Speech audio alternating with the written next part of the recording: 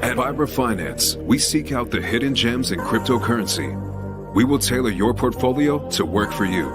Are you ready to transition your investments from traditional markets to cryptocurrency? Are your coins staked and earning interest? Are you overwhelmed with all the jargon in crypto? Is your portfolio underperforming and you want to reposition into consistent winning blue chip coins and viable projects?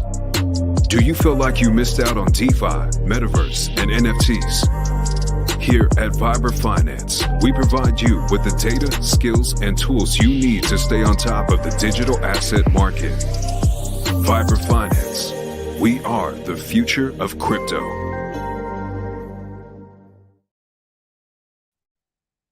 What's up, everybody? Welcome back to another episode of Vibra Live. My name is Adam. Tonight, we got a special guest joining us. For any of you that don't know, my first job out of college was a commercial real estate agent.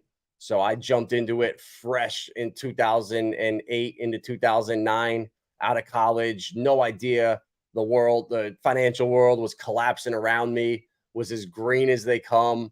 And it was actually great, for me learning the business and starting while things were tough and not walking into deals left and right. So I actually liked it. I loved my time in the business. And tonight we have a current stud in the real estate game joining us, Mr. Allan. There's a Matt.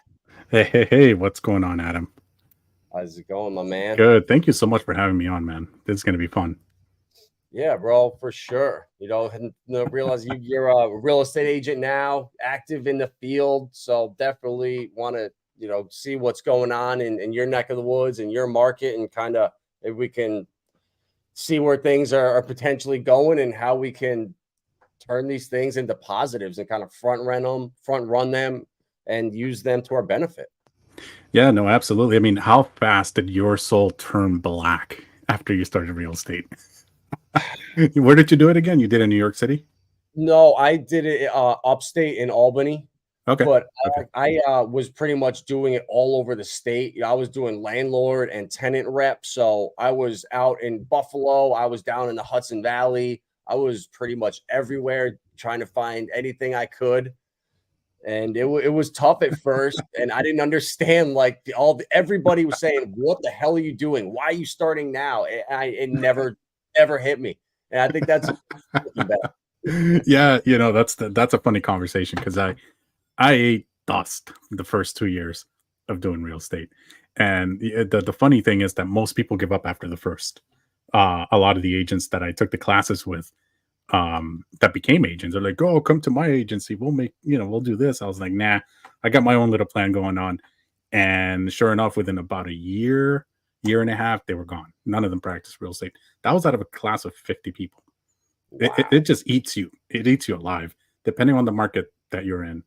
So, the fact that you did it, how long did you do it for? 9 years. 9 years. Wow. Yeah. I mean, hats off to you, man. I think we got just about the same amount of experience at this point. I'm just under a decade. So, yeah. So you started in a little bit of better times, which probably, honestly, I think it's a catch-22. You learn the ropes when it's hard. Deals aren't coming in. You got to make 50 cold calls to get a lead, to get a new listing. It was like, oh my God, I got a listing, versus calls are coming in and you're turning them down. Oh, dude. Yeah, I got stories, man. My first real estate listing that I ever got was like a rental listing in Boston. And it was a 300 square foot studio that was falling apart. And the landlord didn't want to fix anything. The heating didn't work. And somehow I convinced these people, like international students, they're like, you guys got to take it. You guys got to take it. You have no option. It's $1,400. You're not going to find anything better than this. It just kind of sucks at the beginning, man. But you get real excited. I got real excited when I got my first listing. I was like, oh, it's mine. I'm moving up in the world. And then I saw everything else. I was like, no, I'm not. Hey, you got to start somewhere, though, and you get that one listing. It's like, I did it. I can get another one. And then one thing leads to another. And, you screw up, you make mistakes, you're raw, you're inexperienced, and you're trying to make up for it, and guys can tell when you're just like saying stuff and just rambling about this, no clue what's good. It's awesome. It's awesome. It's amazing. I mean, the amount of opportunities that hit you in the face at that point in time that you don't even recognize.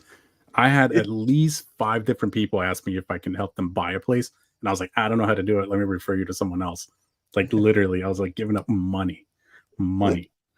It's insane, and they can smell the desperation on you too. It's a commission based. It's a commission based job. If you don't do anything, you ain't eating. So you got to be aggressive. You got to stay in there, and you got to believe in what you're doing is correct. So you kind of have to do your homework if you want to be in the game for that long, and you got to enjoy it too to some degree. I mean, it comes with a lot of pain, but in the end, you end up turning down business, and you get to pick and choose what you want. Yep.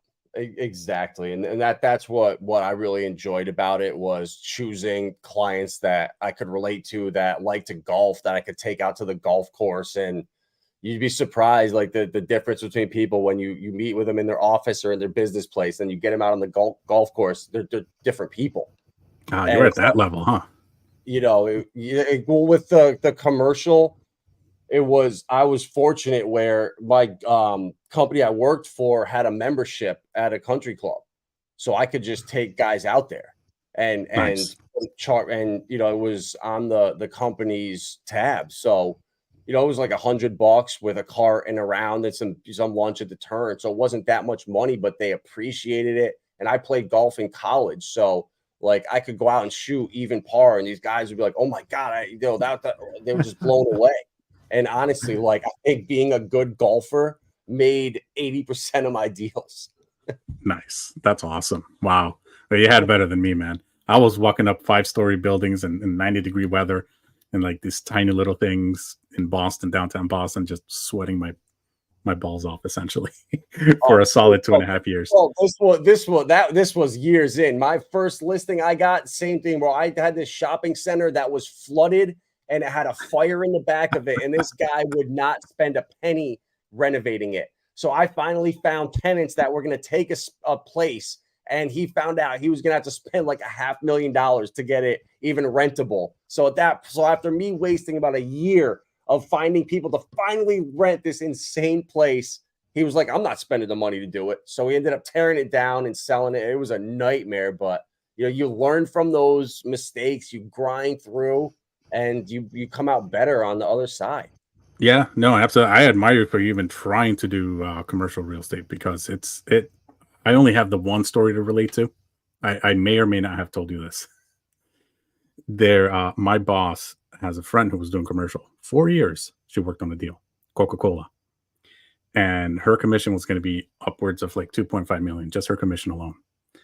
The whole deal, after 4 years, she goes like 2 days before the deal was closed. Everything was fine. She checks with the attorneys. Everything's perfect. She goes and buys a car. She takes a loan for this. Deal falls apart the day of the closing. 4 years, one client. So that story just told me stay away from commercial. You can get screwed really, really hard if you don't know what you're doing.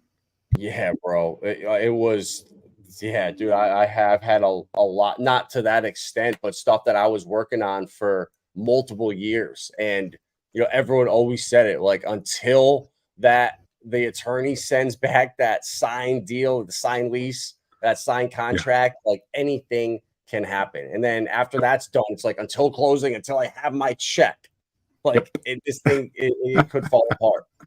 Yep, until it clears in my bank account. I don't consider the deal done. No way.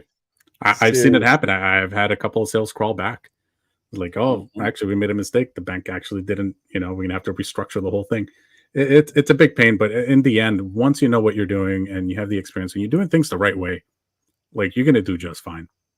And I think one of the biggest things for agents, at least in my state, is that there are just so many laws that you're always looking out to not get sued. And that's the most difficult, I think, part and challenge nowadays in the real estate market as an agent. It's just everyone's out to get you to some degree. And you have to be on point every single time with your words, how you do it, how you present it, who you talk to, and how you say it to people, because otherwise I've seen agents just get absolutely demolished for saying one wrong thing or doing one wrong thing. Oh, it's not a big deal. You got to do things the right way. So has that been like that since you started Yeah. early on in your career? Yeah, absolutely. I mean, it was kind of there at the beginning. I didn't pay too much attention. I was just wild. I was like showing 10, 15 properties a day. So I didn't really care. I had them sign the little things like, hey, guys, you got to pay me a fee if you rent this place. And off we went. But now, because I'm representing, I basically just represent landlords. And that's it on the rental aspect of it. And I help them buy and sell their multi-family properties. And obviously, I have to know the rental market at all times. And I have to create the leases. I have to make sure that I'm not putting the wrong information online, dealing with agents. You have certain protected classes, and the way that society is nowadays, everyone's sue happy to the point where I actually ended up getting accused of something about 4 years back. And I wasn't even in the same city that these people claimed. They picked my name out. They threw it at the city. They opened a case, and I had to fight to represent myself for about a year and a half, 2 years on my own dime. And they're like, yeah, this guy doesn't belong here. He was never there. He's not brunette. He's not Puerto Rican, and he's not a woman. So get out of here. But yeah, and that's just on false allegations. And when someone does something wrong, like it could be as minuscule as saying where you're from. And it could be pretty scary. So we try to do at my agency, we do everything by the book. And you kind of have to like really, pay attention to that at all times. And everything else is easy. People will come, people will buy, people will sell. In all reality, you just guide them through the process and you give them good advice. You don't do it just to sell something. And that's kind of the same thing with crypto. Is if you start and you build good habits, you do things the right way. You start with self-custody, with a ledger, not with exchanges, and you take the time and you learn the proper ways. You build good habits. It makes things like easier and more comfortable in the future. And it's the same thing, with that. It's like, yeah, it's kind of tedious or whatever. But once you get into the routine of it, it becomes the routine. This is how we do it. And it's a good thing to do it that way. Yeah, you kind of have to do it that way. If you're going to succeed, I think that's the only way to do it. Because I can go to sleep at night and I sleep like a baby. I don't have that in the back of my head. Did I do this? Did I do that? Did I lie to someone and now I got to cover it up? Like I initially might have done that a couple of times in the beginning, but I was like, nah, it's not worth it. I'd rather lose a deal than, get caught up on something else. So yeah, but yeah, crypto's the same way, man. You better do things the right way, have good habits, especially with security of your wallets. And stay on top of it. Don't deviate from that, because otherwise you're going to get burned. Yeah. And I really do worry that in the next couple of years, just the level of sophistication that these scams are going to be at with AI that's coming, it's going to be crazy. You're not going to be able to tell if someone even makes an AI stream of me and says, oh yeah, go do this. I've never shilled a coin. This is the first and only time I'll ever do this. And it's just an AI video that I have no clue what it is. And people are going to think I possibly had some ties to that, or a link that comes from a video of me that I didn't make that you click on and connect to. So we're going to have to be so careful. And just looking at like Stake, they just got hacked for 40 million. Somehow their private keys to their internal wallets got leaked. It's like, how does that even happen? How is that even possible? Like they're either super lazy or there's some really, really intense hacking, or I don't even know if it like some kind of spyware or some kind of like keylogger. I don't even know what it would be, but I try to be as safe as possible and to literally never click links outside of like Brave browser that is protected and it has all the blockers. Even in the Telegram groups, I never click anything that comes in. Even messages come from people, I just delete them right away. If I don't know who it is, I don't even open them. Yeah, no, Telegram I rarely touch, but yeah, I mean your OPSEC has to be on point. And 9 out of 10 times it's your own fault, at the end of the day, for anything bad that happens on chain for you. So you got to be careful. Like I see a lot of people playing that I talk to. I was like, oh, I was using my bag to like, should I speculate on this? I'm like, dude, speculate all you want. Get a separate hardware wallet for you to do these things. Yeah. Just do that. If you're going to lose your money, lose it securely. Know that it was your fault. And then you don't have to blame and hate crypto in general, because that's what happens.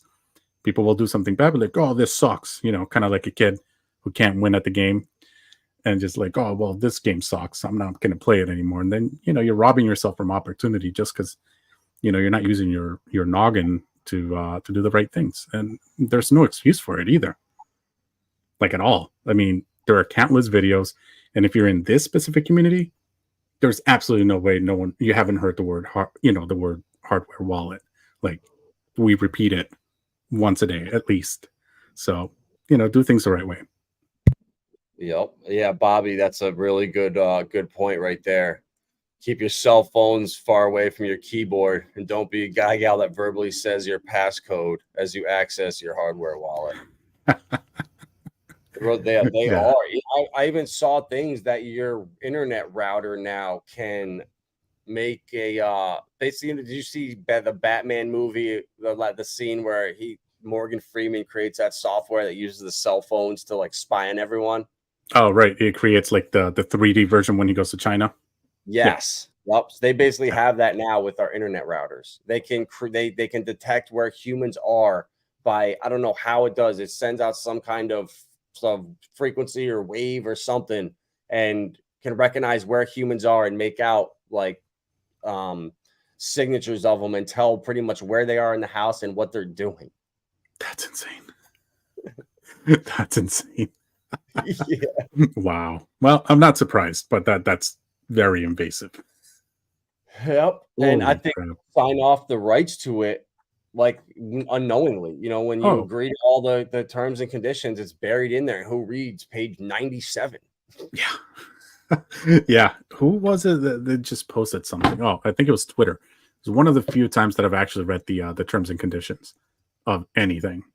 And it was neatly highlighted biometrics that you were giving up your rights for biometrics, that they were able to collect that data from you. So if you're using your Face ID to open any apps, like on Apple, or if you're using your thumbprint to do it on your Android phone, they basically would have access to that. So just FYI, it was on there.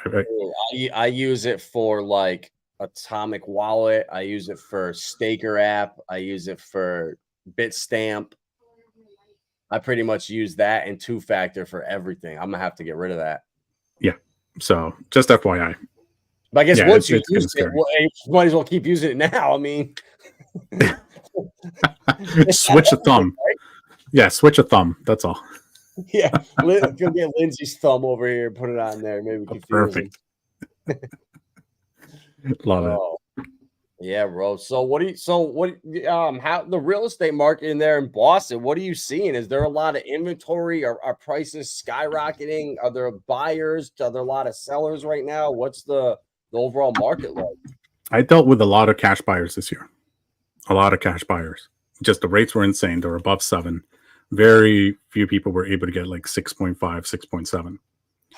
And so I had a decent amount of buyers that were all cash. I recently listed a property that went like fairly quick. I had a little bit over 100 people come over to the open houses, and it was jam-packed. And that thing, I mean, we went 100 grand over asking, like no problem. And it was cash. I was like, holy moly.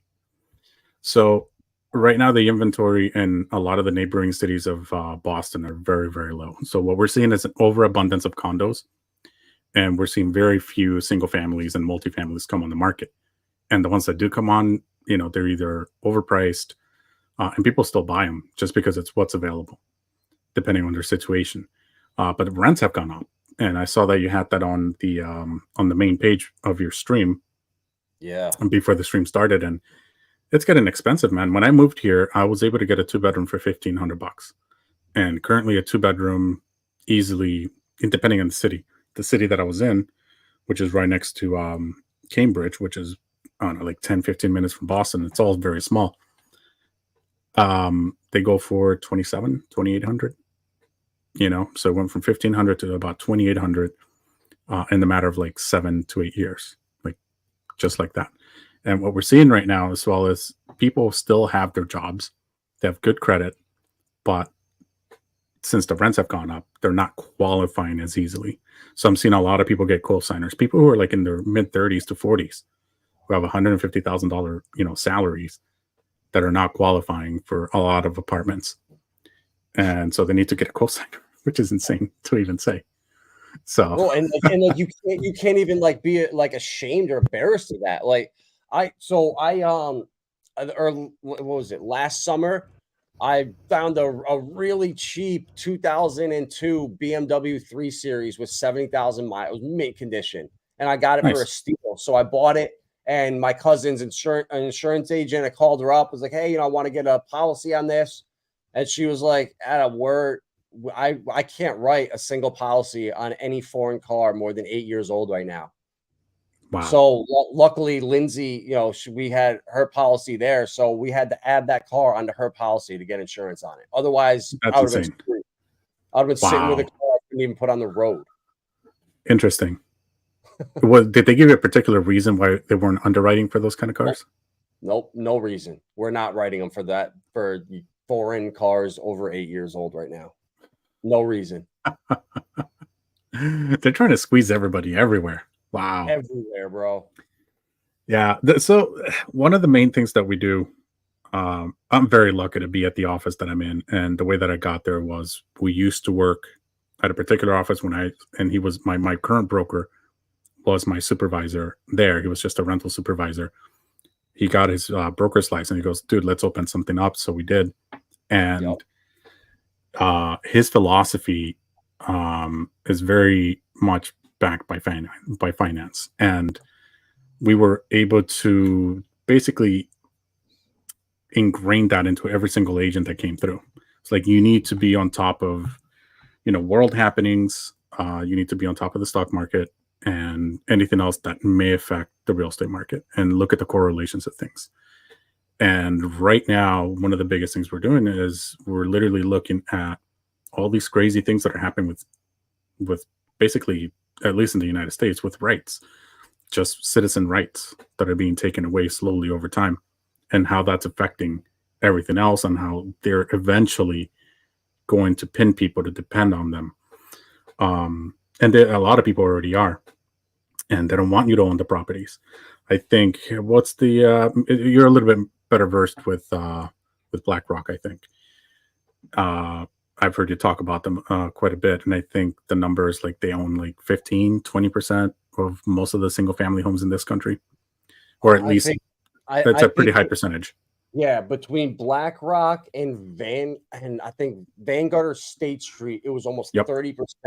And then if you look at like Airbnbs and all these rentals, you could see that I was around for the 2008 crisis, and I was going to school in Florida. So I graduated in May of 2007. So the market was collapsing around there. And I saw just these loans that were crazy. I'd interned for a commercial broker down there and a residential broker. So I did 2 of them my senior year. And just to see these people that were getting qualified for loans that had no business having these loans, and then the result of just the market being flooded with inventory in 2009 and 10. Well, now because of the Airbnb push and the get the second home and rental income, it's completely covered up the housing crisis. The inventory is just not going to be there, and it's going to make everything appear like everything is all great. There's very few houses. Everything's getting more expensive. Well, that's because corporations now own the country. It's not in the hands of the people anymore. And it's really a scary thing. Yeah, back in the 20s and 30s, there were a group of investors, and I think it must have done. I think it was Rothschilds and Rockefellers. That sort of group of people. They wanted to basically buy off the land from all these farmers and take it all away. And they publicly said it, and I think it was in the New York Times back then, because it was a little bit more open. People would be able to write stuff like that. And I mean, they're basically doing the same thing now. The federal government can go ahead and take your property away, no matter what you think. It's gonna happen. Eminent domain that thing, and that's it. I don't think anyone's ever been able to successfully fight eminent domain. And so if they want to take it, they'll come up for a reason and say, yeah, we're taking this, and that's it. It's over. And then the other sneaky way that they're doing it and I only say sneaky because the masses don't realize what's actually going on behind the scenes. All these huge entities buying single family homes. Why? So you rent it from them. They don't want you to own any of this stuff. And then they're going to control the inventory, just like they're doing with Bitcoin.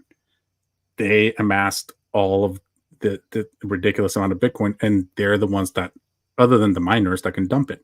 And they're going to say, this is the supply. And now we're going to pump it. Now we're going to bring it down. You guys get this. You don't get that. They get to dictate everything that you get to have moving forward, if you allow them to. And it's one of the main reasons why I'm in crypto, why I try to help my clients as well understand a little bit of, taking a chance on certain things as well. So with the ones that I feel really comfortable with, I'll tell them. And I've onboarded a few of them onto HEX, and some of them are just like an Ethereum. And some of them have a lot of money. They just went straight to Bitcoin. I was like, all right, if you're going to do that, keep it in your own wallet. Went through the whole thing with them, and they're very happy with it. They like the diversification. They like what it stands for, and then they realize exactly what's going on around them. Yeah. But yeah, they were scooping. I mean, the cash buyers that I had this year, they were scooping up properties that people wouldn't want to touch. They were just like, yeah, I'll take it at a discount. I'll take another one at a discount. I'll take another one at a discount, because no one could afford these properties, or they wouldn't be conforming to the loan, and people couldn't get those loans because the property's falling apart. Specialized people, so small landlords were the ones taking those properties up. But the amount of big money that's coming into these cities and just building, I mean, they're buying up land, kicking people out, and they're just building, and they're like, yep, no, they're apartments now, and they're going to be condos later. So they charge you for the rent for like 3-4 years, and they're like, oh, now we're condos, you got to buy it or get out. And then they just remain. It's insane. So they're slowly pushing people out, and people don't realize it. I wish people were more in tune with what's going on in general. It doesn't always have to tie up to real estate, but that's just one portion of how your rights are being taken away from you. And if your property is not your property, then, I mean, you're just renting life from the government. If you have to ask their permission to do anything, to rent, to buy, I mean. Yeah, and I think, there's always going to be times in your life where, it makes no sense to buy, and there's other times where it's going to make no sense to rent. So, you got to really smart and realize, that if you're taking out a 30-year loan, you're paying 2 to 3 times the price of that house when it's all said and done. And then you're there 30 years at another 2 mortgage payments for taxes. Yeah, there's that. There's also what happens when you go into a car dealership and the payments are too high. What's the first thing that they do you think? Like, typically, like, they're like, oh yeah, 24-month, like, it's going to be, these are the terms, you're paying $1,000 a month for 24 months. First thing they're going to do is they're going to extend that. Like, oh, I can't afford that. Like, all right, that's fine. This is 72 months. Now you're paying $700. Is that better? That's exactly what's going to happen as well. So about 1.5 to 2 years, I had a conversation with a very close mortgage broker, and I was like, 40-year loans? And he goes, yeah, like, they're not regulated. I was like, but do you have them? Like, yep. And then about 1.5 months after, he goes, lo and behold, they were pushing 40-year mortgages because people couldn't afford it. And they're completely unregulated. So that means that the bank can come up with any term that they want for that loan. The repayment, the payoff, they're going to put clauses in there that you're like, oh, cool. No prepayments. No prepayments, like nothing, can buy points, like anything that they want. It's completely unregulated. So, but they were pushing it. Yeah. And one of my coworkers ended up getting a client that got one. And I was like, just to be able to afford something that was 1.5, because she couldn't get a 30-year on it. And I was like, she's going to get screwed. Well, that's what's literally destroyed the markets for the average person is people trying to overextend themselves. All right, I'll put 2% down and just stretch myself as thin as possible to get this house. When in reality, when you're selling a house, you should be selling it for less. You should be selling, if you bought it for whatever, $250, and it's where the market's $500, sell it to a family for $380 and set it back the other way. That's how you screw everybody over. But people won't do that because they're not in positions to. When you're leveraged and you take loans out, you can't do that. But when you own stuff cash and you have the choice to do that, you could take hits if you want for the right people. And if more people did that, that's how you start to get prices back under control. Otherwise, I don't see a way out of this. Yeah, no, there's no way out of it. I mean, they've taken control over the market. I mean, people who want to sell are forced to be landlords because the interest rates are too high for them to buy something else. So they're like, you know what? I'm just going to rent it, use the rental income, pay taxes on it, and rent something myself, or go and, hopefully over time have enough money to buy something. But people are being, just sort of forced to stay where they are. Yeah. This was interesting. When you pulled that up earlier. Yeah. Yeah. Because I hear so much, I don't want to say misinformation, but just people that they don't understand. They hear something and they just like regurgitate it, but it's not what was said. And I hear so much that, the dollar's going to zero. The dollar's going to lose its reserve currency status. China, the digital yuan's taking over. It's like, that is so far from what's going on. The dollar, right? The Dixie just pumped like crazy the last couple of days. It's getting stronger. If that was to happen to the dollar, every other currency would have to collapse around us first. So I don't see the dollar not just getting stronger and stronger over the next 5 years or against all the other currencies around the world. And I think the opposite's happening with China. It seems like they are collapsing. Their ghost cities are a problem. And right here, their Evergrande's defaulting. Their values are plummeting. And these developers are going to be stuck with these unpayable payments. And it's just going to be a vicious cycle of people losing money on homes that never broke ground. And a bailout eventually coming. And just prices going higher and higher. And just recycling and the same mistakes over and over. Yeah. Yeah, I was looking at the USM2, the money supply chart, and I saw the retraction on there for the last, I think I have it on the monthly. And retraction means we're going to crash at some point in the near future, but I think they're going to prop it up. I mean, you have to look at all the facets, right? With China, again, like I told you before we got on here, I have very little information, very little knowledge on the Chinese market and how this works, but this is very easy to understand. And you have to take into account all the gold cities that they put up there as well. So if they're able to borrow against those properties as well, it depends how the Chinese markets work, right? They have the buildings, they have equity, borrow against it, and keep the Ponzi going for a little bit longer until it literally just breaks everything down. Yeah, and when you have the values dropping down 80% in 2 years, how much more can you leverage any equity you have left when the value is pretty much nothing? Yeah, I know, but they'll take every penny. I mean, they're going to print themselves into oblivion like we are. Yep. Then that's where I was getting at. Yeah, is we're pretty much going to follow, not in the same way because we don't build spec cities out here, but in essence, this is going to spill over to the United States. Yeah, 100%. I mean, I don't have the solutions. Most people don't have the solutions, but we know what the solutions are, and we know what the problem is, and it's government. Unfortunately, I mean, but the way that it plays out in the real world, it's a lot of gimmicks, it's a lot of numbers, it's this and that, keep people in the dark. And by the time you figure it out, it's too late.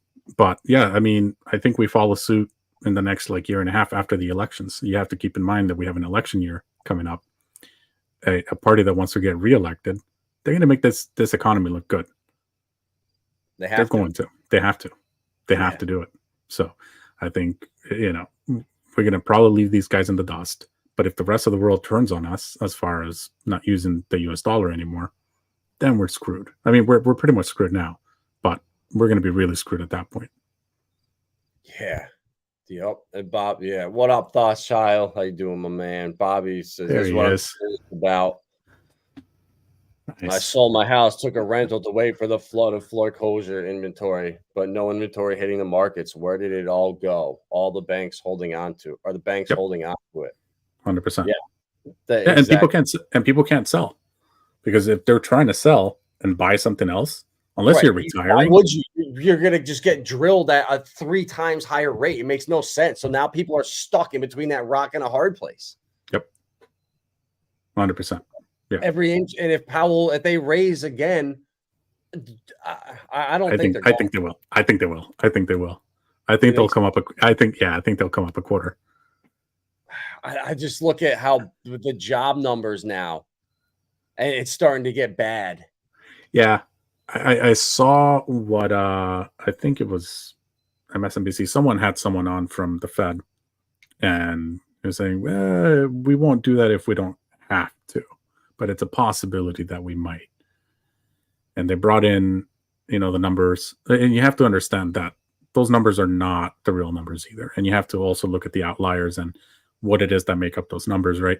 So I think right now unemployment rate is 3.8%. His point was that it was 3.7 last year. But what do we know? We know that people need to have at least 2 jobs. If you're not making a salary job of like 90,000 and up, you pretty much need a second job. Yeah. If you were close to retirement, you now have to keep working or come out of retirement because you can't afford it because, your 401k is in the garbage. And then on top of that, everything got expensive without any sort of increase in your salaries. If anything, I mean, most people get anywhere between 1% and 3%. You're not keeping up with inflation at all. 15% this year. Yeah. That's after you work half the year for the government and pay your taxes. So you're not really getting 90 grand. You're getting, you're getting 55. Homeowners insurance, property insurance, property taxes, they've gone up a lot in the last year. I talked to some family members, my aunt that's almost 70 years old, and her homeowners insurance went up 30% this year for no reason. Yeah. She's been there for 40 years. Yep. Yeah, absolutely. And taxes are insane. I just had an owner who was like belly aching about it. And he goes, 3 years ago, I was paying $13,000 in property tax for this specific property. He's paying closer to $19,000 this year. And people expect the rents to remain the same. Yeah, and right, exactly. And how what is there's a cap on how much you can rate. If you have a lease in place with a tenant, you can't just jack the rent up $400 a month. You can jack 2% a year or 3%? No, I think that goes state by state. So in Massachusetts, we don't have anything like that. Oh, really? So you can do whatever you want. Oh, wow. Okay. But, yeah, people just won't rent it. Yeah, people just won't rent it if you're being a dick. Yeah. Yeah, they'll just leave. It's like 2%, I think, and 5% over a 3-year period, maybe. Yeah, California when I was there was 3%. Yeah, that was the max that they could raise it, and most of the time they would. Yeah, everybody's getting squeezed. Like the 3%. That's understandable, but when you just go, we're adding $400 onto a $1,500 rent. That's a lot. If you're not making any more at your job, that forces you to, just what you said, pick up another job, and it's a vicious cycle. It's a vicious cycle. Mobius, I'll have to work a half day the day of my funeral. Yeah, pretty much, bro. Yeah, we're all kind of screwed. Then that's why we're in crypto. I mean, it's, in all honesty, it's really the only asset. What else can you do in this world other than win the lottery, which is a scam? What else can you do where you can throw $1,000 in? Honestly, and potentially retire? I know is Pokemon and Magic cards. Cards. Well, I had the original 150 from like 3 years ago are worth 200, 250 right now. Oh, that's awesome. I used to have the whole binder collection of the Pokemon cards when they came out. I had all of them. No. Who knows where they are? Yeah, they're probably, who knows? I had all the shiny ones, all the evolutions. I had I even did the Pokemon trading card game for a little while. That was fun. So even they've tanked like 40-50%, but don't go look and see what they're worth. You'll be mad. I'm gonna be mad. Yeah. But those I was going like it's a complete fluke. Like I played Magic as a kid when 4th and 5th grade, in 1995, 1996, and I loved it. I had fun, and then I saw how much they were worth like 5-6 years ago. I couldn't believe it. The cards that I threw out are now worth hundreds of thousands of dollars if I had kept them. Oh, I'm sure. I was like, Jesus. Oh my God. So I kind of it made me get back into it. I started buying some back, and I just kept it all sealed and just threw it in the closet. And the stuff that I bought from early in 2020, everything is up almost 100% or more. And that's after a huge pullback. And there's not many things out there. And if you can find something like, you know, even video games, Legos, art, there's so many different weird things, coins, stamps, like there's a lot of stuff out there. And you just gotta be like, you gotta be a hustler. You gotta just find something and just stick to it. No matter how crazy people call you, people laugh at you. What it is. I think a lot of people are scared to do stuff because of what other people think or how they'll be judged for it. Yeah, they don't pay my rent, bro. Yeah. I'll do as I see fit. Thank you very much. Yeah. I'll take it every day. Yeah, I don't let people dictate what I do with my money or how I invest it. I create my own, you know, theory as to how I want to do it. And if it's right, it's right. If it's wrong, it's wrong. But at the end of the day, they're not here paying my bills for me. So I'm going to do me. Just do your research. That's all. Yeah, well, you know, studio apartments in the Bay Area are almost $2,000. Yep.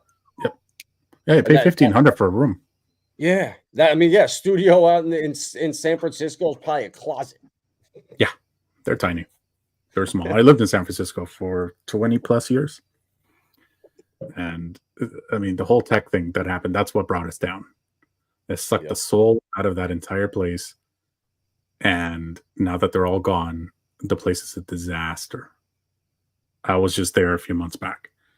Like I was staying with my mom, with my mother, and I was like, oh, it was a nice area of San Francisco, like the Marina District, all the white girls drinking, you know, all this stuff. And like 12:30, shots ringing out like a half a block away.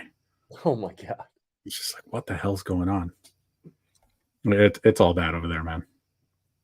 It's almost done on purpose, I think. Like when you start, you know, forcing your best police officers and stuff to quit because of insane laws, you start hiring, you know, whatever. They're not fixing, in my opinion. You know, they're throwing gas on the fire, and it's almost like insulting. I couldn't imagine living there and having to deal with like, the slum there, Skid Row there. It's so bad. Yeah, there's one thing that I always keep in the back of my mind. It's when I see things that don't make sense. If a policy being implemented doesn't make sense, it's because, and there's an easy way to fix it, and they don't fix it, it's because someone somewhere is making money off of that. And I always keep that in the back of my head. And I always try to look for that, because most of the time you can follow the money. Someone's making money off of that. And you're like, how the hell are they making money off of not having cops? It's like, well, figure it out. Look at the budgets. Look at this. Look at that. Exactly. Where are the city contracts going to? Where are the state contracts going to? And 100%. If you look closely, a lot of the times it's friends of the politicians or family members or business associates or shell corporations that they might own. Yeah. It's insane. It's a dark, dark world. Sorry, guys. Whoever came here to feel good. Yeah. We got to give it to you straight, though. Yeah. And we have the option of taking money that we make from crypto in this next cycle and building our own supply chains and our own systems. It's either that or we deal with this nonsense and you live in the upside down world and are forced to use what they built, or we do our own thing. And that's what I'm going to be really working on, is like building our own supply chains, having our own food, just starting there. And I know we already got a group of at least 10 or 15 that are ready to just all move somewhere and just start like building and doing our own thing. Yeah. There's been a huge push on people just moving to rural places. There's this guy, Peter Santinello, that does these videos, goes all over the world, but recently he's been doing some in Appalachia. And he's been doing some over in Amish country. And the amount of people just flooding those areas because they want to get away from all the noise and to just do their own thing. It's insane. The desperation of society to have some normalcy and not be under the thumb of a bigger entity, it's the demand is there. And I think people are starting to wake up. And for those that can actually do that, I suggest that you do, or at least try it. I've done it, not to that extent, but I came from a third world country where, yeah, it's socialist, but we lived in an island, like within the country. No one bothered you. Like, you lived off the land. You didn't think about money. It was literally just living your life and enjoying your family. And there are different ways to get there. I'm hoping that the next bull run provides enough for a lot of people to realize those dreams. Because working on a daily basis just to pay taxes, just to survive, and just being pissed when you get home, tired, by the time you know it, you're going to be dead. Or it's time to retire, and you're like, shit, I can't do the things I wanted to. And the only way that we're going to give back to this world is by all those things are like, oh, if I had all the money in the world, I would do this. Like, that's what crypto allows you to do when done correctly. And when you hit the jackpot, is contributing to society. Because I know for a fact I'd be doing things I'm not getting paid for to make things better. And a lot of people would. Yep. A whole lot of people. I know maybe, you and Lindsay would. I don't know. But, a lot of people would. And I think that people need to start thinking about why they're investing in something, what the end goal is. It's not to have that Lambo. It's not to have, that mansion, but to reclaim your sovereignty and reclaim your freedom in a sense. Because think about it, without money, you have no freedom. Yep, bro, it's so true. And I know that what you just said is such a threat to the system, because in 2020, during the lockdowns, facing reality myself, we were in a Discord with a business partner that we don't talk to anymore. And it was sad that it didn't work out, but we started a fundraiser to raise money for either an island or a piece of land where we could just have like our own just place to go and just have like our own society, our own rules or whatever. And we did a GoFundMe. We started raising money. We hit $10,000. They flagged us. We sent them all our information. It all checked out. We withdrew the 10 grand. We got up to right around $15,000, and they flagged us again, and they shut us down. No questions asked. Yep, that's about right. So anything that's authentic, as soon as I saw the trucker thing that they raised $6 million allegedly, I was like, there's no way. There's no way that's organic. They shut us down at 15 grand. How the hell are they at $6,000 now? There's no way. Yeah, no, I mean, there are so many things in place to keep you limited. There are glass ceilings everywhere.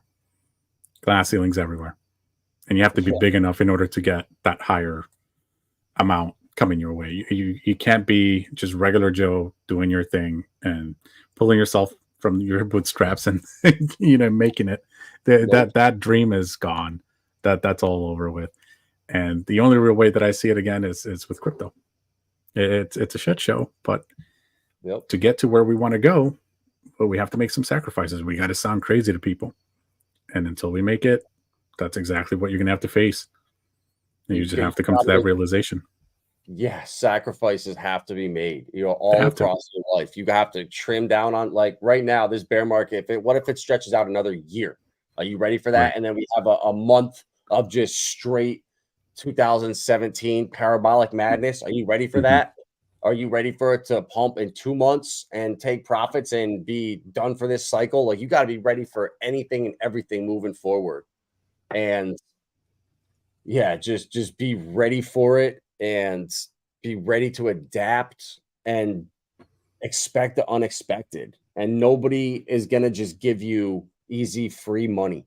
It's going to be like this cycle. What you take out, you are going to have earned that. Like, now the big boys are all in. It's solidified. They have been, in my opinion, but now with the way regulations are going, the squeezes they have on to funnel into certain stable coins at certain banks.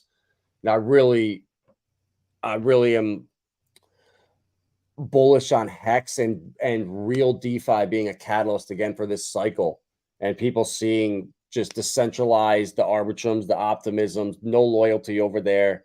And what Richard's building, is really the only hope against a complete circle takeover. Yeah, no, it's going to be beautiful. It's going to be glorious.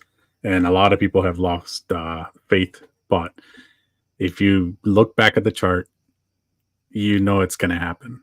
There's just no way that this many people pushing as aggressive as the hex community is, that they're going to let this thing die. And Richard's not going to let it die. I don't think so. So he's about glory. He's about getting his credit, getting his due. He's been around crypto for what, 14, 15 years. And for him, after all the stuff that he's been through, all the shit he's taken, all the stuff that people have flung at him, to just get up and walk away, I don't see, unless he's not alive right now, I don't see that happening. Yeah, no, he's still around. Yeah, he's fine. Yeah, he's probably having a tomahawk steak somewhere. Exactly, and have his attorneys or who knows, probably controlling social media or advising him on what not to post, what to post. And I think, he's always been steps ahead, and I just don't see all of a sudden he's just slacking, or he's scared of the SEC, or all of a sudden he just lost his vision in any sense. Yeah, no. He just has to be careful. That's my guess. And the more that people focus on Richard, the worse off they're going to be. And by people, I mean anyone who's invested in Hex, Pulse, Pulsechain, PulseX, etc. People have to realize that he may control the chain currently because there's still development going on. But as far as Hex is concerned, that's done with. That thing should just be running smoothly on its own. And it is. He doesn't need to shill it. He doesn't need to do anything to it. The code is done. But the more people, I guess that's just natural for people to want to look for the leader, have someone tell them what to do, how to do it, when to do it. But people need to switch that off their brain and make your own decisions. The guy has hundreds of videos explaining everything that you can ever want to learn about crypto and how things work. So bro. Go back and watch anything old if you're ever doubting him or getting funded out. Yeah, it's amazing. Or go watch pretty much anyone worth their salt within this community. Watch you, Thoughtschild, Whales, Hexologist, even. He's a little silly. Johnny Chaos. I mean, Rags. Rags. I mean, the list is endless. Yeah. There's so much information out there. You just have to take the time to want to learn it, to want to implement it. Otherwise, you're gonna fail 100%. And you're gonna be scrambling when everyone else already knows what to do, and you're the odd person out asking questions like, "Oh, I don't know what to do." Yeah, it's the time to sell, bro. Not the time, and you won't know.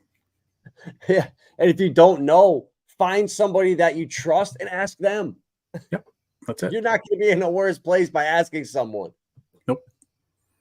But there's no excuse for people to say, I don't know. There are plenty of people in this community that'll help you out, and plenty of information for you to do your own research. What is it? Pulse Tube, that has all everybody on there. Yeah, I was giving him flack. Because I have like you gotta get on there, bro. Yeah, I have a YouTube channel that it's just like BS, but I was giving him flack. I was like, I'm not on there. I only have like 5 videos on there. But I mean, dude, look at that. Dude, look, this is dude, here we go. We're up. There you go. You're on there right now. Look at that. Beautiful. Oh, let's go. Oh, crushing it. California average house payment $5,000. Massachusetts $4,200. So you're number 3. Yeah. People are paying too. Oh my god. Yeah, it's expensive. The most expensive property I ever rented was a $13,000 3-bed, 3-bath in Boston, and I thought I had seen money. I got to see money because it was this lovely couple. Won't mention their name, but very specific things that they wanted, and I showed them something with 7,500. They're like, that's not going to do it. And out of spite, I was like, you know what? You guys give me such a hard time. Here's this one. I think it was 15,000, but I ended up helping him get it at 13. And it was just like, I'm like, all right, you got to show me proof of your money. It was like $85 million, 25 on this account. We're building something in the Cape, like some ridiculous mansion. I was like, Jesus Christ. Oh, it must be nice. Must be nice. But And, yeah, like, dude, and like, I think like, if how do you set it up where like instead of dying with all your money, you get it when you're younger? And like, yeah, I think you have to get into Buddhism, get reincarnated somehow. Yeah. Hopefully, you don't come back as a cat. Yeah. Or like somehow like with your kids or something, like give them all the nice stuff, but at the same time make sure they're working like extremely hard and doing all the right stuff. So yeah, I don't know how you would do that. Yeah, I it wouldn't guess- be that easy. You'd come back as Vitalik, like, oh, Yeah, I got yeah, money, or but I look like this. Yeah. Or Bit Boy. Or ouch. Oh man, I can't believe that like they're like Ivan's is turning into like crypto TMZ. that's hilarious. That's funny. I don't watch Ivan, but that's funny. I do in the mornings, just to pop in there and just see like, because he like by the time I'm up, he's already like his stream's like the middle of the night for us on the East Coast, so he's like the only thing that's up and like going real early. So I try to pop in there a little bit. And it's so funny. Like he's obsessed with like the BitBoy drama. It's like these. That's funny. I know they all love the like American like reality TV stuff. Like they all secretly must watch it. I'll take a peek at it. And yeah, Bobby Hexal, what was it? Hexelrod. Bobby Hexelrod, yeah. Yeah. No, dude, I got that job already. You can't have it. Been there, done that. Shit out of luck. SOL, bro. SOL. Yeah, that's 15 grand a month, the 13K. Yeah, that was insane. Yeah, like in a blink of an eye, it was like, okay. And you got to give first, last, and security. So you got to give 3 months plus my broker fee, which was a month's rent. Yeah, so there's 65K right there. Uh-huh. Before you even walk in there. Yeah. There's a car right there. There's a year's salary for a lot of people. Yeah. But hey, that's motivation that we can do that. There's no reason why we can't get there. Yeah. Yeah. I mean, again, it's about your mindset, where you're looking, how you're doing things. Because when I started, I was getting, little tiny BS rentals here and there. And I was like, oh, maybe one day I'll sell a property. And it's now like they just fall in your lap when they fall in your lap. Like because you made all those connections and people give you that referral. Once you start working off of referrals, you're golden. Yeah. I know agents that are like in their late 70s who literally that I've met, they're like, I got to do this because it's an old client from like 40 years ago. And they just give me the lead. Like, yeah, go ahead and list the property. Sell it. Give me $1,000. Keep the rest. I'm like, okay, cool. Appreciate that. That's how everybody successful in real estate that I saw was that's all it was all referrals. Yep. And you build your name, you do it right. You don't screw anybody over. I don't ever worry about anything. I don't lie about anything. I don't cover up anything. I'm as honest as I can be. I'll answer any question as honest as possible. And if you do that, I feel like, what do I have to hide? Like, I'm not going after anyone. I'm just doing my thing. And there's no trolls really that come in here. And I feel like it's so easy to avoid if you just don't open yourself up and let that potential stuff even involve you or even be hinted that you're doing something like that. Actions speak louder than words. And 100%. I don't see why it's that hard to be the same person on stream, off stream, it's just crazy to me. Yeah, no, it's, I've actually definitely thrown some clients off, like bigger clients looking at multi-million-dollar properties. I go in with a very relaxed approach. I laugh at everything. Even if it's horrible, I laugh at it. And I'm like, guys, like we can't change these things. They are what they are. It's complete crap. So let's just get acquainted. Let's make fun of this. Let's figure out if you guys actually want this and let's call it a day. It's not that hard. So I was like, I'm just here to put the paperwork together for you. And if you got questions, let me know. And that's it. Let's just have a good time. That's pretty much it. Because I tell people all the time, like, listen, I got a place to live. Do you? You're the one here. Let's go. So you called me. Yeah. And when you do, like, there's so many people won't go out of their way and do that little thing, where you'll give them the crypto tips, or you'll just be brutally honest with them if they ask a question that other people won't answer. And people remember that stuff because They do. not a lot of people do that. Nope. And you do that for 10 years, the right thing, go a little bit extra every day. It'll all come back to you in the future with those referrals. Well, that inch will have gone a foot or a mile in 10, 20 years. Yeah. And we're doing that right now with crypto. When you onboard a person, you're doing the exact same thing. So that means if you somehow fumble your bag, hopefully you've done enough good that people will come and take care of you as well. Hopefully you don't have to do that. But at the same time, you're planting seeds, man. Like with people. And if you're giving bad information just to be a dick, like, you're going to get screwed in the future if you need help. Yep. You're definitely burning bridges. And crypto is big and as massive as it may seem and complex.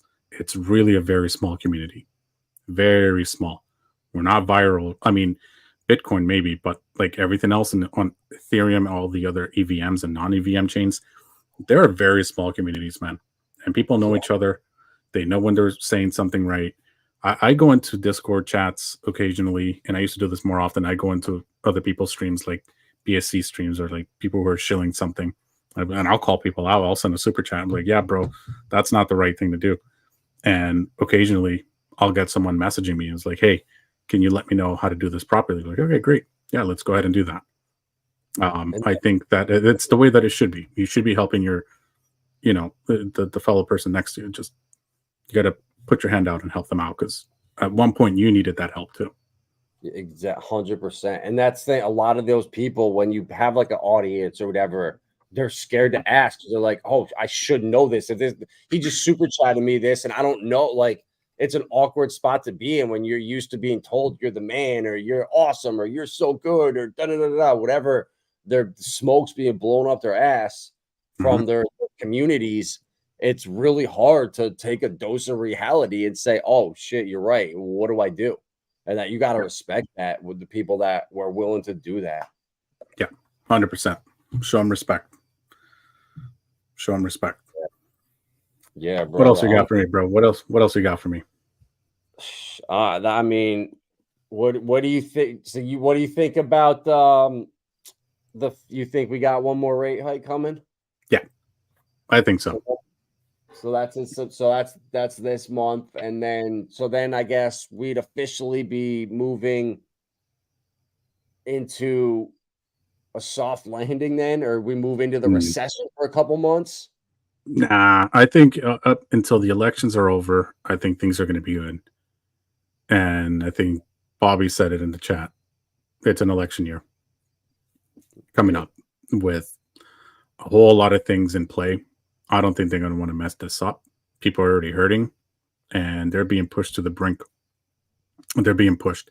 So I don't think they'll do that. And if they do it, it'll be very foolish on them to do that, because whoever comes in next is going to try to do everything they can to keep the people happy.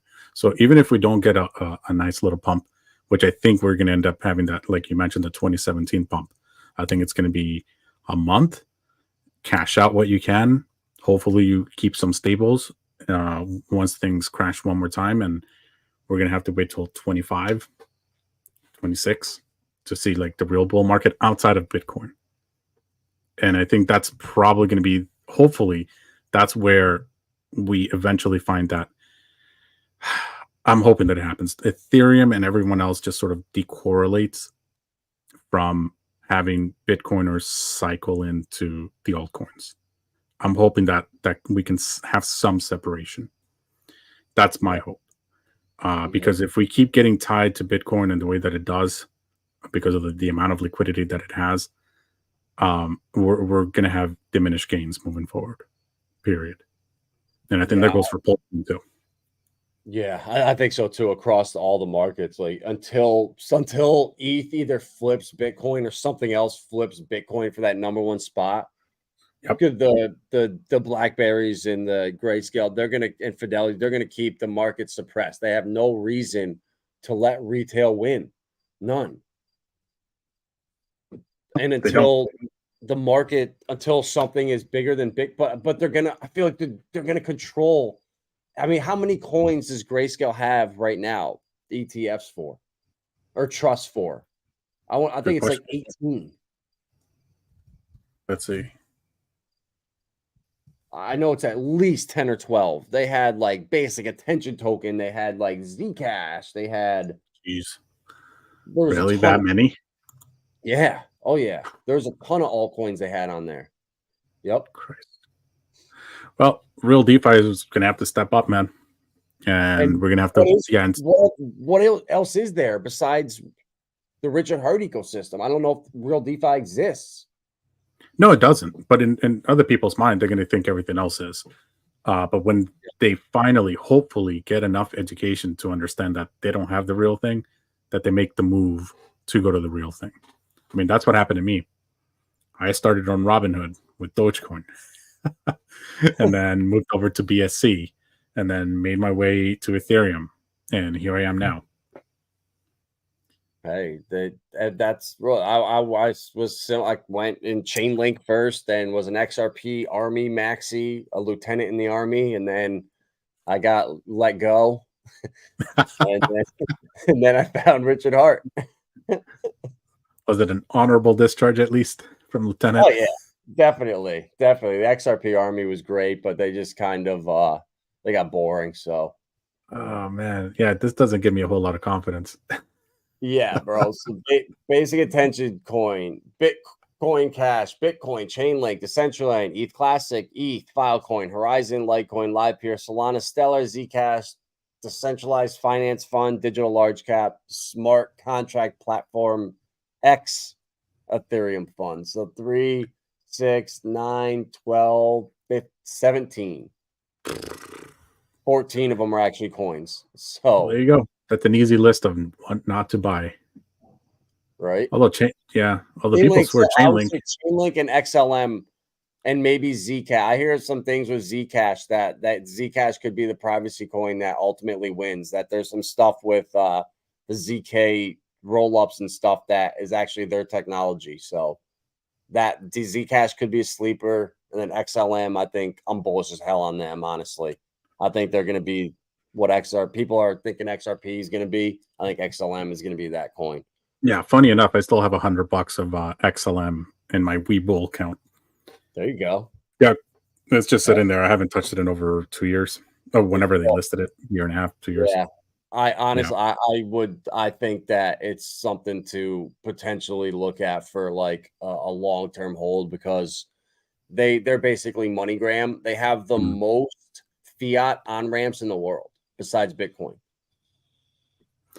Are they on chain? Yeah, they have native USDC built on chain.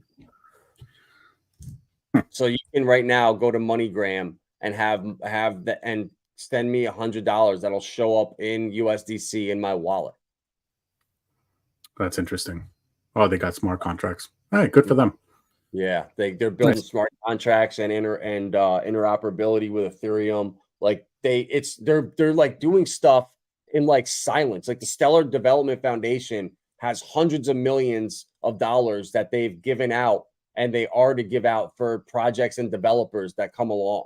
And if you look at like the people they're working with and who they're connected with, like it to me, it's like it's so obvious. I'm doing this for 4 years now, but these things take a lot of time and things get built up behind the scenes under NDAs and a lot of smoke and mirrors. So the ones that end, like look at all the Amazons, the Googles, the ones that won out of the web.com. Like I remember the pets.com and so many of these companies that they all went, all the ones that were leading the charge all went under or went away or got bought out. And the winners ended up kind of being, coming out of nowhere. And I think that that's the same thing is going to happen with some of these other cryptos. Yeah. I mean, it happened with social media too. MySpace. Yep. Friendster, if you go back that hard, like it's and even like the Napster and LimeWire days to where it is now, where we've met in the middle from just stealing everything to buying CDs and buying single songs. Yeah, Kazaa. I used to use that. WinMX. Yeah. Oh, beautiful things. You could download like photos. It was like random shit that you could download on it too. Oh But yeah. eventually things will change, man. I personally don't touch a lot of the like centralized stuff like this. I try to stay as pure as I can when I need to, but I'll utilize a central entity to get to my DeFi bags. That's about the only use I have for them. I mean, if they're going to do something good for the world, let them do it. Personally, and I know you have a whole different thing going on, with your brand and everything. So I'm not, shitting on you by any means. It's just I try to be as pure as I can, not that I know it. So a lot of these things, like I wouldn't personally like do. If I can't do it on chain, like I kind of don't want to really interact with it a whole lot, personally. But that's not to say that, if you hold long enough, that something good will happen with some of these. So, and hopefully that's the entryway for a lot of people to the DeFi side of it. Understanding that there are going to be platforms like Aave, where you can borrow, you can do this, you can do that, you can do a lot of the traditional finance stuff with it, and sometimes better. So hopefully this is a good entry point for a lot of people into actual crypto. Yeah, That's what I'm hoping for. 100%. Yeah, bro, and I definitely can respect that. And I don't hold XLM or any of these blue chips liquid. The only reason I hold them is because I have a crypto IRA with ITRUSTCAPITAL, and I closed down my traditional. Well, I closed down 60% of it. I moved 2/3 over into the crypto IRA and left a third with just traditional mutual funds. And in doing that, they have a list of like 25 of basically the top 100 coins. And I just look at that and say, there's no way that these top 25 coins will get outperformed by a small equity real estate fund or whatever the hell they're trying to sell me over here at the good old financial advisor. Yeah. So like all the stuff that I hold liquid and that I mess around with daily, it's all DeFi, it's all on Ethereum or Pulsechain or a couple things on Binance, a couple altcoins, but I'm the same way. Like I want to do everything. I want to interact with native stuff, and relying on centralized entities, it's just you can't rely on it. And I get there's a fine line. There needs to be some centralization and everything. Like a complete decentralized everything would be a nightmare right now until there's some kind of on-chain voting or self-voting or self-governance. We're a long way away from there. But this stuff is I think the key to getting the next generation in is just slowly bringing them into these projects here and then realizing like, oh, there's more out there. Or, you get into a community and you start doing that research. You just start going down rabbit holes. And it just, I agree with you that this is a great entry point, a great starting place for people. And that's like what I try to do is when I meet with new people, I try to find common ground. Okay, what got you into crypto? What do you like? And try to relate with them instead of just straight to the shilling.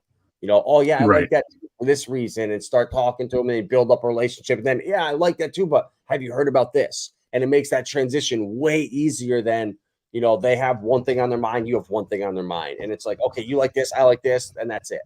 It's finding common ground. It just works so much better, especially when it's so hard to onboard people into HEX and to get them past like the same 5 things you have to answer to everybody. It's like, it's tough. Yeah. You know what? It was really good is that I actually got a group of friends that they know that I do crypto. And before the fork for Pulsechain happened, I was like, guys, get everything onto your MetaMask or whatever wallet you're using. Like, no, it's cool. Like I have it on Coinbase. I was like, nah, you got to move it out of there. You're going to get a copy for it. It's not going anywhere. You're not selling it right now. And I was able to get them on. I mean, they were so happy. I mean, one of them like extracted just on copies alone, I think somewhere around like $5,000. And he's so just on his copies, sold them all. He's like, oh, thanks for the free money. And like, he's coming back to it now. He's like, you know what? I think I'm going to throw half of that $5,000 into like either HEX or Pulse. I was like, yeah, do your thing, bro. Like, I think one of the greatest things that happened was if people utilized that snapshot thing and prepare people ahead of time that didn't want to participate or thought it was a scam. It's like, you know what you got to lose? Just throw in this. I did it. They trust me. They went and did it, sold it. They were happy, and now they're coming back. They don't have huge bags, but it's normal people who now, no longer want to participate in the centralized space. They're like, you know what, this is way better. I have privacy. I don't have to worry about having to send my ID every 6 months to Coinbase to make sure that I am who I am. I don't get limited. He goes, this is fantastic. And one of them is using PHUX to kind of play around because he understands it quite well. So he's having a fun time. I'm like, yeah, do your thing. Don't get wrecked. And you're going to be just fine. So there have been so many opportunities, and there are a lot of people that still don't know about, their free copies and with everything. So it's an opportunity for us to pay back what people did for us on the way in. And hopefully this entire list of Grayscale, we can maybe extract 1% into actual DeFi, get them, on chain. That would be fantastic. Yeah. I think it's inevitable. Yeah. I think just the way the stuff that's happened with banks right now, I think there's going to be a big shakeup with the regional and medium-sized banks. I just don't see, with everybody downsizing, with the amount of the local businesses that need a third the amount of space, that can't afford the rents, that's going to all come back on these landlords.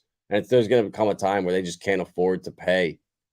And I think that's going to lead to the next, collapse of the banking system, and just be a consolidation and a move to kind of federalize the banking system to where they have their wholesale CBDCs that they can just draw endless instant liquidity from the Fed 24/7. So they're never, ever at risk of any kind of a run. And that solves everything right there. Yeah. Digitalize it, delete it, add it on a computer, which they already do to some degree. But if people have not been to another country or understand this, the country I come from is Nicaragua, Central America, and they're not per se digital yet, but every 5-10 years, you have to take your currency and exchange it, just like they did, with soldiers in World War II. You would get script, and then you switch it over to get the new script. That's what counts, and that's exactly what they're doing with the US dollar now. Anytime you deposit your cash, good luck getting that same money back out. You could deposit 20 grand and 2 minutes later say, okay, I want it back. They're like, we can't. You got to fill out a form. You got to do this. You got to do that. So if you're going to do digital, you might as well do it on your own ledger, which is the blockchain. I try, and I've learned my lesson to stay away from banks. I keep a decent amount of cash, and I try to put as much as I can into the crypto funds in general to keep it there. And if I need it, I'll bring it back. Yeah. Go ahead. I said you just got to keep it safe. Yeah. And the thing too is, people, friends of mine I talk to, and that don't know how crypto works. They're just so oblivious to how liquid this stuff is. And, I have stuff on my hardware wallets, and no matter where it is, unless it's something that's staked and locked up, I could take that off of there and find 10 different places to swap from any chain into Bitcoin, and then send it to PayPal or Cash App and have it in my bank within a half an hour. So any of this stuff can be on your ledger, as safe as can be, and you could have it in your bank account within an hour. Crypto is so liquid, and it's only going to get, those barriers are just going to get broken down as we move forward. And when decentralized recovery comes, and when we have anonymity where we can search privately on the public blockchains, just like when you swipe your credit cards out in the public, no one knows that was you. You can see that in your bank account. That's how it needs to be for us using all of DeFi. When I go do stuff, it doesn't just show Vibra.x is doing all these transactions. That needs to be hidden on there, our credit card numbers. I think we're getting there inevitably. It's coming. And there's just so many potential catalysts for this next bull run that I'm just excited. I'm excited to take profits. I got to tell you that. Yeah, bro, me too. I haven't seen profits. I haven't seen profits since 2021. Really? Yep. I mean, I've seen profits, but I haven't seen profits. Yeah, yeah, yeah. I'm You trying know, to, yeah, my first one was that Ponzi one, Safe Moon. And I mean, I went in with like 3 grand or something like that. That thing, my portfolio was like $250,000. I was like, I should sell it. Don't. Held it, sold a small portion, and then everything just went down. I was, yeah, I kept looking at my trust wallet. I was like, oh my God, I'm rich. Oh my God, this is amazing. Never pulled the trigger on it. Just a little bits here and there. I was made whole, but I haven't seen gains like that in a long time. Where you yeah. get 2 or 3 grand, all of a sudden it's $250,000, like in a matter of like 2 weeks. Yeah, I think what Pepe was probably our only shot to do. Pepe or Casper, I think, are the only 2 coins that have done that in the last year. Yep, that's why I got my T-shares though. Those are going to pay out at some point. So, Bro, good. that's the thing too, bro. You do it if you have a couple long stakes, 5, 5, 5, 5s, or even 10 years. Like I feel like we're gonna get to a point where we're at $1, $2, and when you're just printing 10 to 15 hex a day, oh my God, it's gonna It's going to be be insane. glorious. And we're gonna feel just like the Bitcoiners that sold their fortunes buying pizzas and all the stories you hear. We're gonna be those people, but with the opposite stories. Yeah, Richard made us hold, or whatever reason we staked, and now look where we are now. Yeah, on 2 chains. Yeah, And one you got for free. yeah.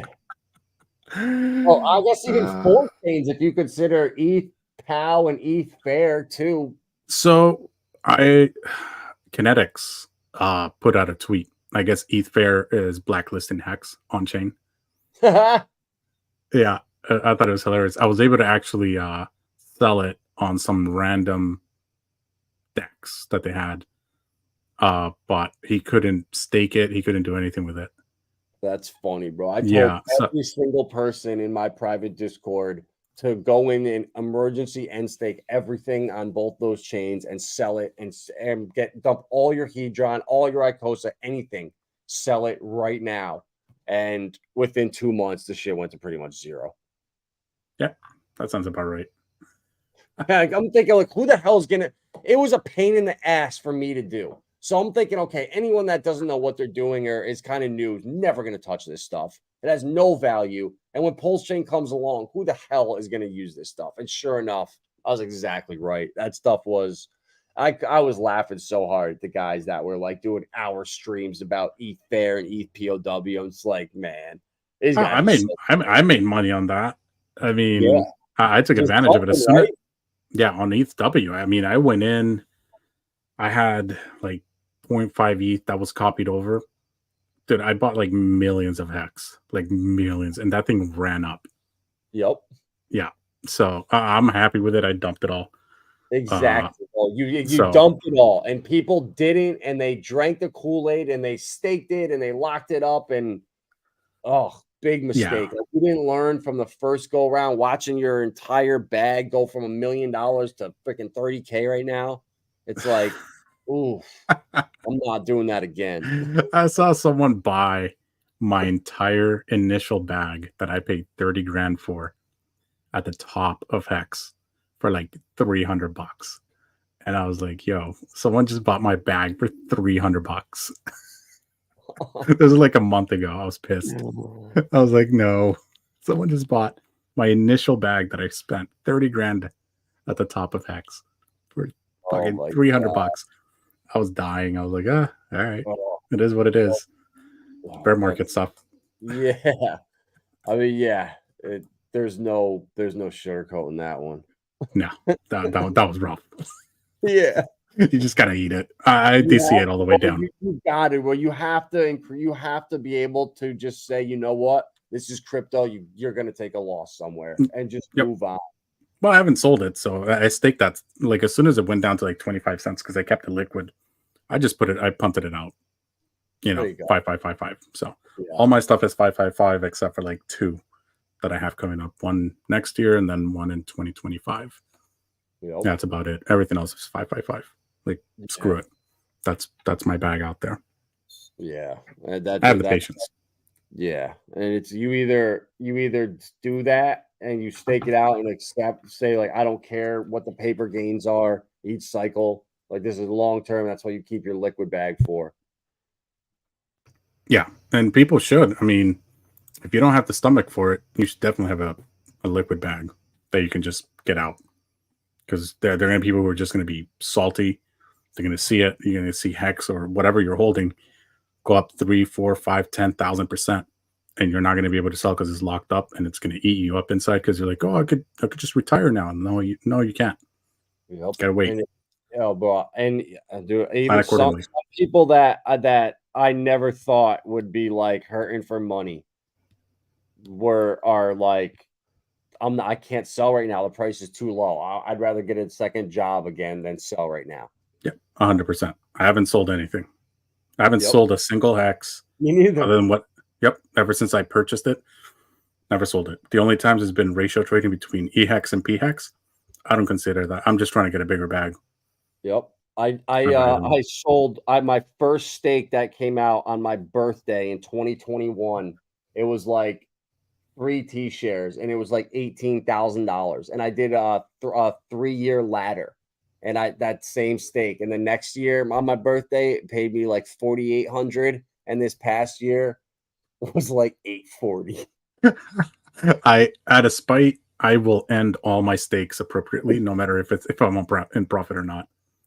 The last one that I ended, because I had a bunch of little short stakes that I was just like, oh, I'll throw 10,000 hex here or 50,000 hex here or like whatever. And the gas fee was greater than my payout. And I was like, I'm ending it. I don't care. I got one burning right now, bro. It's like 2,000 hex. It's worth like it was worth like 40 or 28 bucks. It's like 60 to end it. And I would end it. I would still eat it. I'm that guy. I'm that guy. I know, bro. Now I looked the other day and it was like 48 bucks. So I actually sent the Ethan. I just forgot to do it. But yeah, I'm gonna end it because I know that'll at least go to 10 cents. It'll be worth a couple hundred. Man, yeah, it's painful, bro. It's because I'm just trying to think like what the hell was going through my mind when I made this stake. Nothing. Like I was drinking a ton of the Kool-Aid, bro. If you staked at the peak of the bull market, I guess it was $1,000 at the time. So like, oh yeah, it's $1,000. I'll lock it up for 2 years, and it'll be worth $40. Jesus. Well, that's crypto for you. Hey, that's how you learn, bro. You know, you make stupid mistakes, and now I can laugh at them and say, guys, don't do stupid shit like that. You'll end up looking like me right now with this burning stake that costs more to end than it's worth. Yeah, I think I lost like 15 bucks. I was like, whatever. I'm down like 280 hex on that one. At like a third of a penny, bro. I think it's like $6. Oh my god! Someone call John Wick and this man's stake. Yeah. I can't afford it. Pulsechain, help. Well, you got the copy. Yeah, that one I ended, of course. Yeah, I ended mine and it was like $1, I think, or like 75 cents. It was great. It was glorious. So it's just I have a ton of 2K, 3K hex stakes, and I'm mildly retarded. Yeah, bro. Mildly, I think let's I'm put it lightly. Definitely mildly retarded as well when I'm looking back at these burning stakes. Oh yeah, well. No. Oh well. Yeah, you can get your entire you can get your entire bag back with $1,000. Hey, see, Allan's always got a way to be optimistic and look at it in a positive light. Yeah, dude. Oh my god, I've been able to 12x my initial investment plus any additional sort of ratio trading I've done. I can't keep track at this point, but I'm set. Like for me personally, if the targets hit, even if we just go to 35 cents on each chain, I'm set.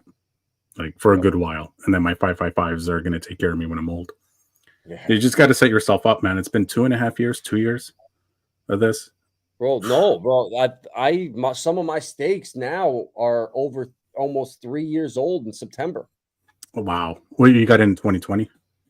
No, yeah, like no. Well, I got in the adoption amplifier, but that wallet all got hacked. That all my stakes got EES'd on there.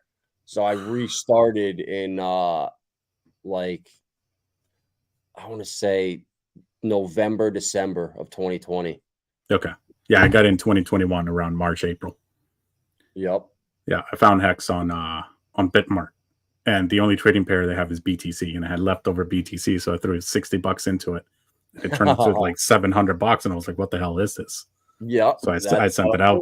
Yep, that's how I found it. And then I saw Richard and Wales and everybody else that came along with that, and it's been beautiful, but it's been painful. Yeah, bro, it is, and that's why we love it. That's it. Why we keep coming back. Yeah, we'll be here for a long time, man. Yeah, we will. And I say that all the time to people. It's like, we all got 5 stakes, man. And we're going to be here for a long time. Like, we're going to end up building communities. Like, this story is so far from over. Lots child. Yeah, that's me, bro. I wore banana leaves for clothes as a toddler. Not too far from the truth. Come a long way. Hey, Thoughts Child, don't be rocking any banana hammocks. Don't get any ideas. Yeah, no, we don't want to see that. Perfect. Not to cut you short, brother, but I got to be up in about 5.5 hours or so. Yeah, bro. That's a perfect time to end it. I'm getting tired too. I got to get to bed myself. Awesome. I really appreciate you having me on, and hopefully next time I can bring in a little bit more information and real estate related or anything you want to talk about. Should you invite me over? And that's just me assuming you're going to invite me back. But if I get the opportunity, if I get the opportunity, I'll come a little bit more prepared. But bro, there's just so many things to talk about. Bro, I don't need to be embarrassed. It was perfect. Just you crushed it, bro. We don't need nothing else. This was awesome. Appreciate that. And Bobby, yes, I went to watch the highest of stakes, and I was dying laughing the entire time. And there was like 4 people in the theater, and I'm literally laughing out loud because I'm seeing this guy buying the top. Like, I did that. I did that too. Dude. He's wrecked. And then he sacrificed it.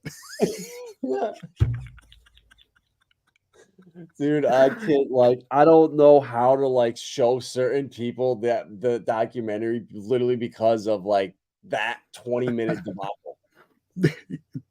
It was awesome. It was great. I was dying. It was like the guy bought the top and then he sacrificed it, and then it went down another 90%. But he could have sold at a 10x. He could have sold, yep. Or on a double. He sold in that 1 4-hour candle when it first launched. I hope he did. Yeah. Good God. If he hodled through now, he'll be all right. Yeah, I bought that guy's bag. No problem. At the bottom. It was great. Well, there we go, guys. Well, Allan, man, you're the best. Appreciate you coming on, man. And yeah, we'll definitely do it again. And for all you guys out there, like, share, subscribe, and we will see you tomorrow night. Awesome. Sounds good. I'll be in the chat. Awesome, Allan. Thank you again, my man. And we'll Later, brother. Do it again. You too. See ya.